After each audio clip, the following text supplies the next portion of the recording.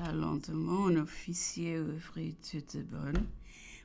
La porte s'est introduisit lui-même, sans plus de façon, dans la chambre de l'empereur où j'étais à travailler avec lui. Ses intentions, du reste, étaient bonnes. C'était le capitaine d'un petit bâtiment venu avec nous qui est parti pour l'Europe et avait voulu venir prendre les ordres de l'empereur.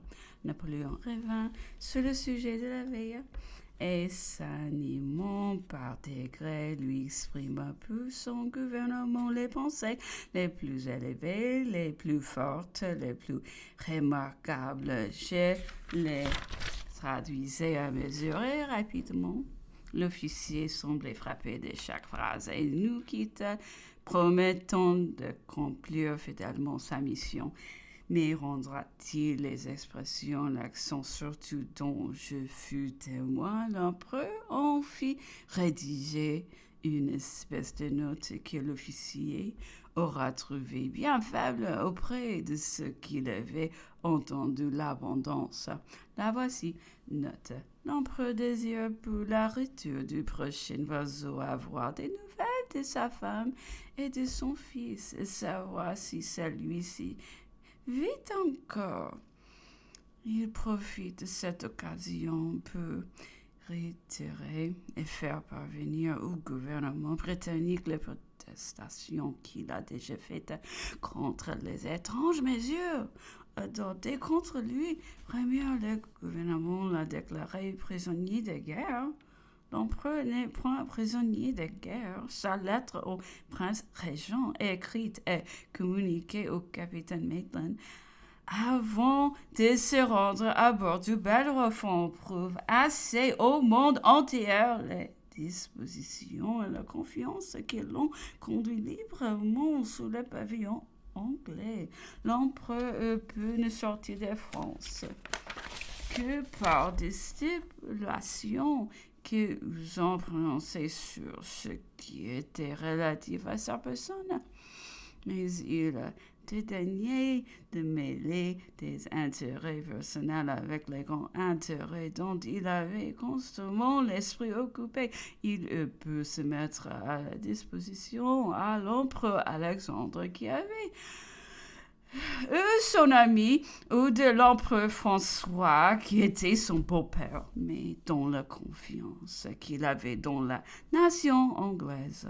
Il n'a voulu d'autre protection que les lois, et renonçant aux affaires publiques, il n'a cherché d'autres pays que les lieux qui étaient gouvernés par des lois fixes, indépendantes des volontés particulières.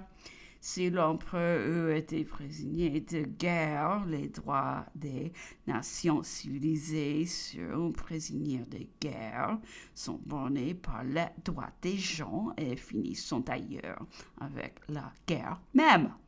Le gouvernement anglais, considérant l'empereur même arbitrairement comme prisonnier de guerre, son droit se trouvait alors borné par les droits publics, ou bien il pouvait, comme il n'y avait point de cartel entre les deux nations dans la guerre actuelle, adopter vis-à-vis de lui les principes des sauvages qui donnent la mort à leurs prisonniers.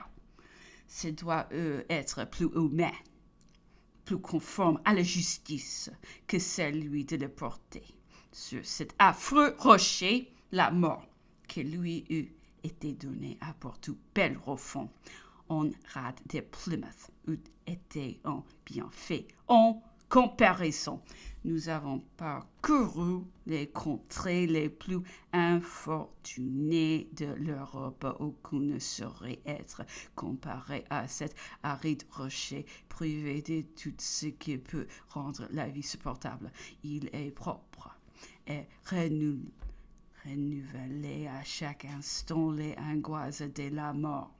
Les premiers principes de la morale chrétienne et ce grand devoir imposé à l'homme de suivre sa destinée, qu'elle soit, pouvant l'empêcher de mettre lui-même un terme à une si horrible existence.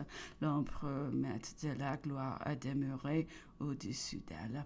Mais si le gouvernement britannique devait persister dans ses injustices et ses violences envers lui, il regarde comme un bienfait qu'il lui fasse donner la mort. Le bâtiment partant que l'Europe chargeait de cette note était le Red Pole, capitaine Desmond.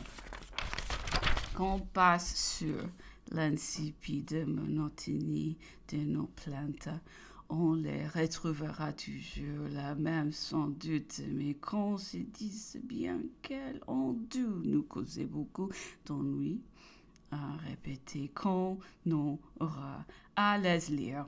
Mercredi 25 ou vendredi 27, l'empereur s'habillait de fort bonne heure. Il faisait dehors quelques tours. Nous déjeunions vers les 10 heures. Il se promenait encore. Nous nous mettions ensuite au travail. Je lui disais ce qu'il m'avait dicté la veille que mon fils avait recopié le matin. Il le corrigeait et me dictait pour le lendemain. Nous ressortions sur les 5 heures et revenions dîner à 6 heures si toutefois le dîner était arrivé de la ville. La journée était bien longue, les soirées étaient bien plus encore. Malheureusement, je ne connaissais pas les échecs. J'eus un moment envie de les apprendre la nuit, mais comment et de qui je me tenais pour savoir un peu. Les piquets, l'empereur s'aperçut bientôt de mon ignorance. Il tint compte de mon intention, mais c'est ça, quelquefois le désœuvrement les conduisait dans la maison voisine où les petites demoiselles faisaient jouer au whist. Plus souvent encore, il restait à table après le dîner et causait assis car la chambre était trop petite pour s'y promener.